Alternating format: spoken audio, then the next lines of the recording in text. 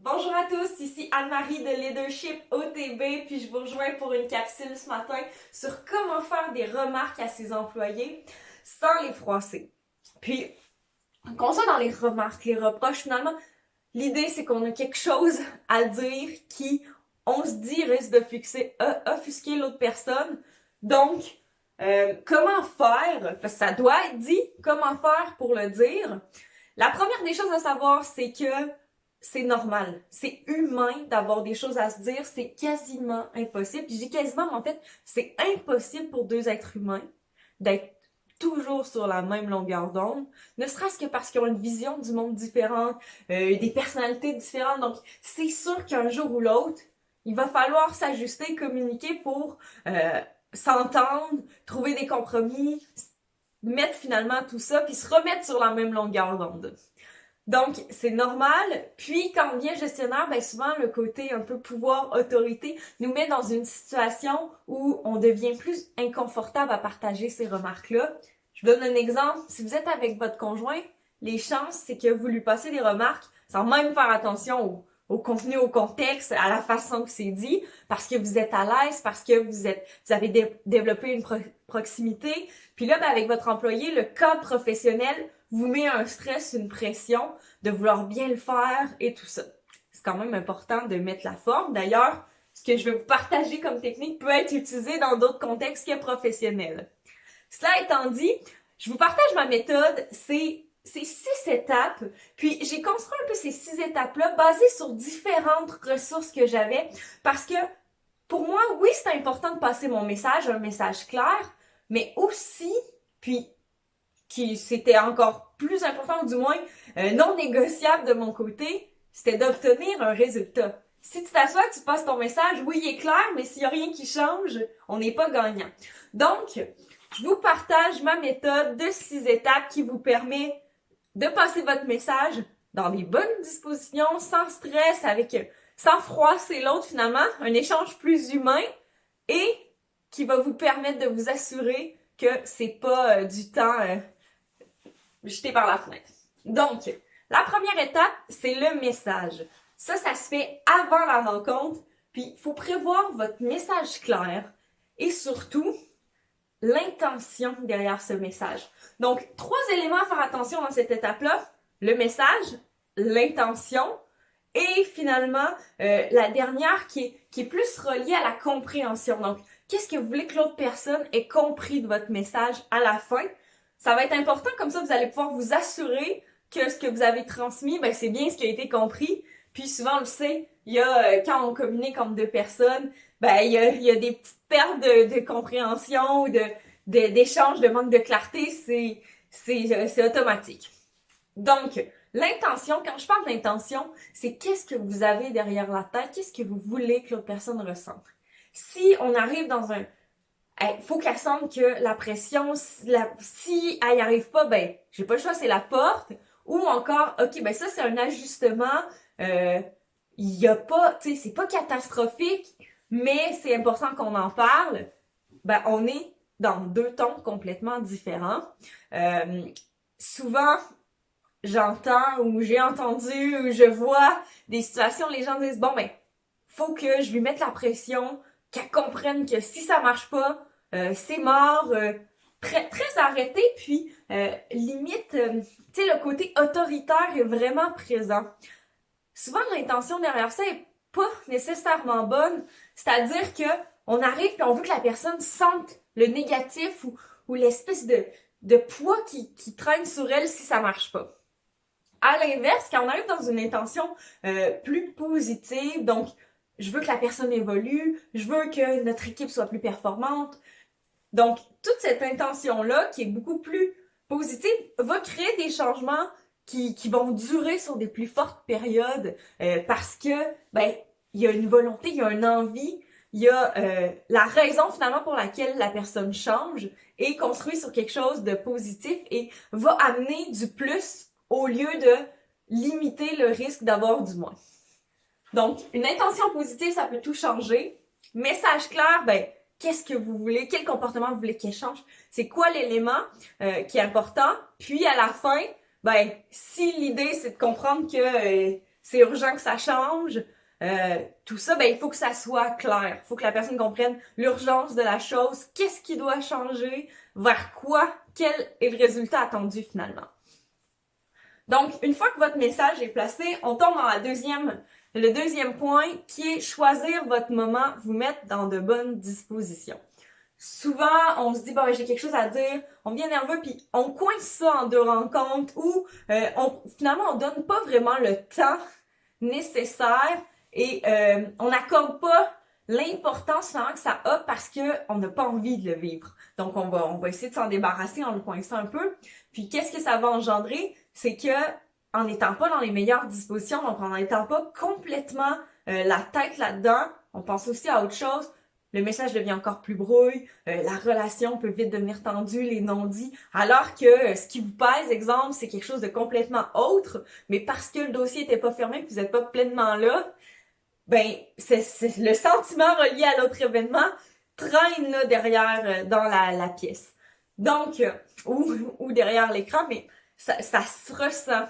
Donc, c'est super important de vous assurer d'avoir fermé le reste. Prenez des moments tranquilles, planifiez-le, réservez plus de temps qu'il en faut, comme ça, vous êtes tranquille, vous avez la tête à ça, vous laissez tous les autres dossiers de l'autre côté, puis tout ce qui sera ressenti pendant cette rencontre sera vraiment axé sur l'élément dont il est question.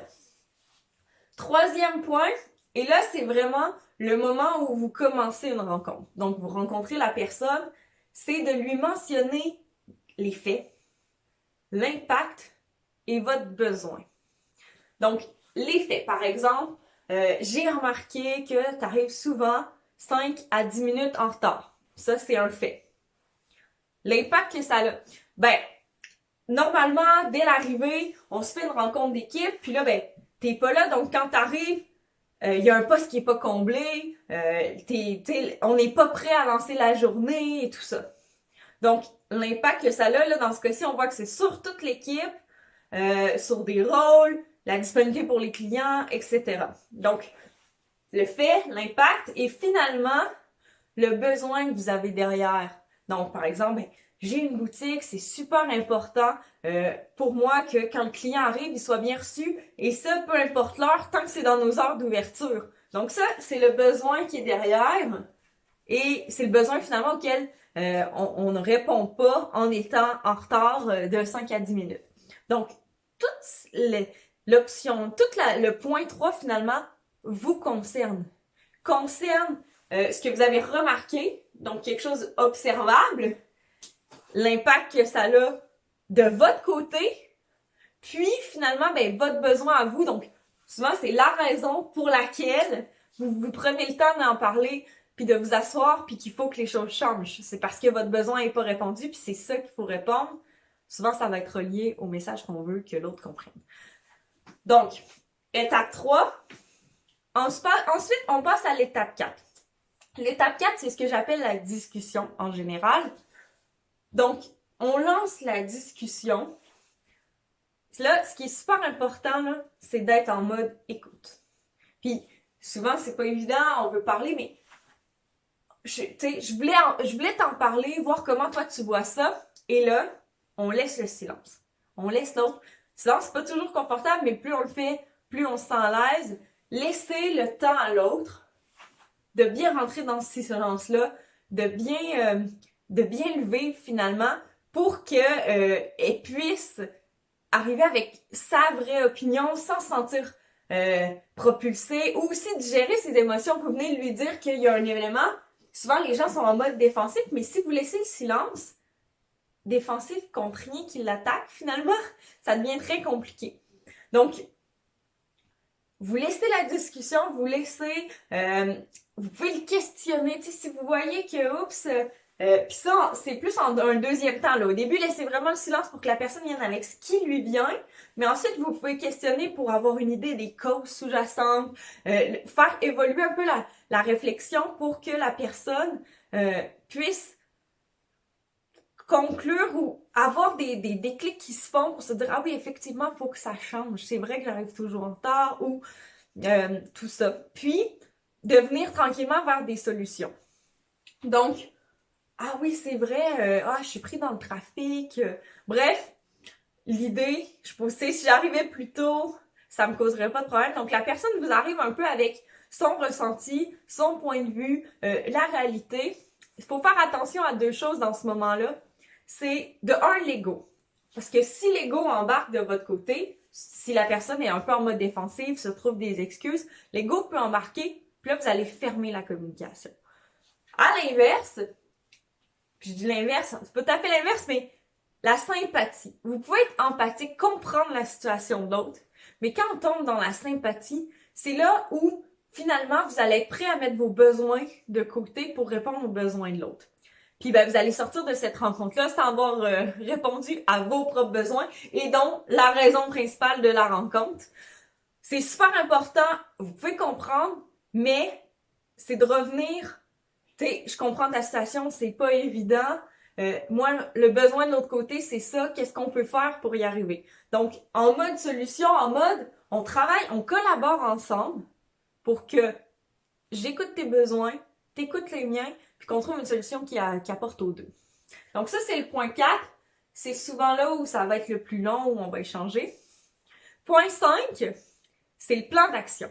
Puis là, c'est là c'est super important pour obtenir des résultats. Il faut qu'il y ait des changements concrets suite à cette rencontre-là.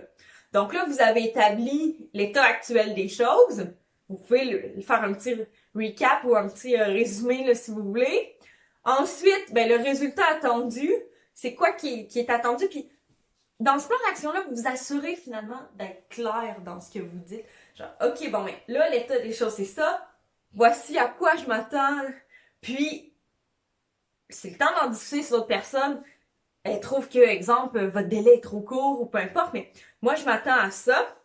Donc, vous devez parler d'ici combien de temps, le délai, vous entendre, OK, voici des actions concrètes qui seront posées. Puis si ça vient de la personne qui doit les poser, donc si ça vient de votre employé, vous allez avoir tellement plus de résultats. Donc, c'est important, les actions concrètes, essayez de faire en sorte que ça soit l'autre qui apporte. Gars, moi, je m'engage à faire ça et tout ça. C'est le temps aussi d'amener le soutien que l'autre voudrait. Donc, gars, OK, tu me dis que tu vas faire ça et tout. Moi, je veux t'aider là-dedans. Ce qu'on va faire, puis là, c'est de regarder qu'est-ce qu'on peut faire. Est-ce que quand tu respectes pas ton engagement, je te fais un petit flag? Oui, de quelle façon? Est-ce qu'on a mis en place, par exemple, OK, mais après 3, il y a une conséquence qui a été décidée par l'employé, mais pour l'aider finalement à cheminer, est-ce que quand ça fait X temps que je suis pas tombée dans mes faux travers, je profite d'une reconnaissance à l'inverse. Donc, vous structurez un peu ce que vous allez faire pour vous rendre, puis finalement la façon dont vous allez intervenir pour que vous soyez à l'aise. Puis c'est super important de tenir votre bout à cet endroit-là, de dire gars, moi, tu veux un mois, je suis pas à l'aise. Moi, si dans 2 semaines c'est pas changé, ça peut pas se passer pour telle raison. Des fois, c'est de couper la poire en deux. Des fois, ça va être l'autre personne va comprendre votre point, puis OK, je comprends. Donc, c'est super important à cet endroit-là d'être franc. Puis pas en mode défensif ou attaque ou... Bref, être juste présent dans le but de faire évoluer cet élément-là pour votre employé.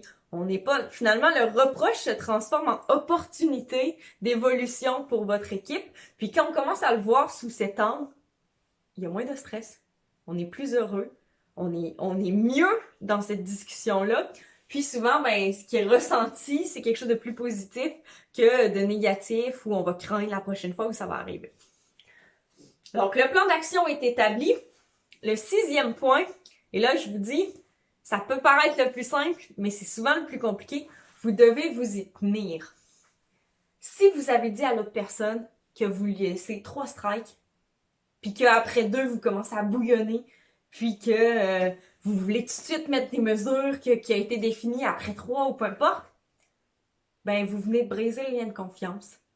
Vous venez d'enlever l'opportunité que la prochaine fois, la personne veuille travailler avec vous, à développer, donc à changer son comportement aussi. Donc, c'est super important de vous y tenir. Vous aviez votre mot à dire dans le plan d'action. c'était l'endroit où vous pouviez amener votre inconfort, les éléments. Ben, par la suite, là, vous êtes là en mesure de soutien, comme a été défini dans le plan d'action. Vous faites des points de contact. C'est important que vous communiquiez sur l'évolution. Si ça peut vous rassurer, vous pouvez dire « Hey, j'aimerais ça qu'on se fasse un petit meeting. Je veux voir où t'en es de ton côté. Je serais curieuse de savoir, voir si on peut pas bonifier le soutien que je peux t'amener pour que ça avance plus vite. Mais si vous avez défini que vous laissiez 2 semaines, vous lui laissez 2 semaines.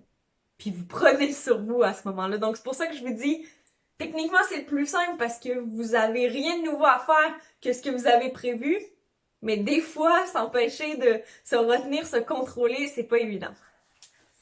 Donc, c'est ce qui conclut finalement mes 6 points. Si je résume, parce que là, c'est quand même une longue vidéo, vous avez l'intention, le message à passer, choisir le moment en 2e. 3e, c'est d'amener les faits observables, l'impact que ça crée, le besoin sur le comportement. C'est la première étape qui est vraiment en rencontre avec l'employé. 4e étape, d'ouvrir la discussion, d'être vraiment en mode on collabore pour trouver des solutions, pour aller voir les causes, les éléments qui créent ce problème-là, parce qu'on veut le régler. 5e point, c'est de faire votre plan d'action. Donc, vraiment d'amener, bon, ben voici qu'est-ce qu'on va faire concrètement, à quoi on va s'en tenir, de quelle façon on va intervenir chacun dans ce processus-là. Et 6, c'est de vous y tenir. Petit truc, tandis que je suis là-dedans, là, pour compléter, la reconnaissance. Si vous voyez que ça se passe bien, dites-lui.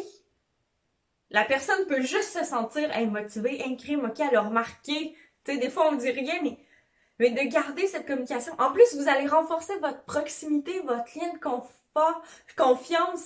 Puis aussi, ben, en ce moment, avec la pénurie de main-d'œuvre, les gens sont loyaux envers des gens beaucoup plus qu'envers un poste. Donc, si vous développez cette relation-là, ça va changer les choses. Vous allez être une raison de rester parce que la relation qu'ils vont avoir avec vous ils savent que ça se retrouvera pas partout. Donc, ça ici. Bref, c'est ce qui conclut un peu tout ça. Je me suis entre autres basée sur des communications non violentes, des plans de développement de compétences. Donc, bref, si vous voulez approfondir, vous pouvez aller voir ce genre d'outils. Donc, communication non violente, qui est aussi connue sous le modèle CNV. Mais c'est des façons du feedback, du feed-forward.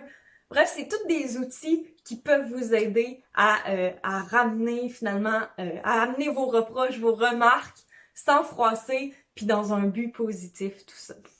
J'espère que ça vous a aidé. Je me permets de dire un petit merci, là. Cette vidéo a été montée suite à une demande spéciale que j'ai eue. N'hésitez pas, si vous avez des demandes, moi ça me fait tellement plaisir d'amener le contenu, de changer l'ordre de mes contenus pour répondre à des questions que vous avez vraiment.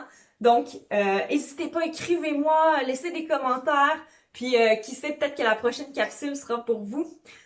Je vous dis une bonne journée et à très bientôt.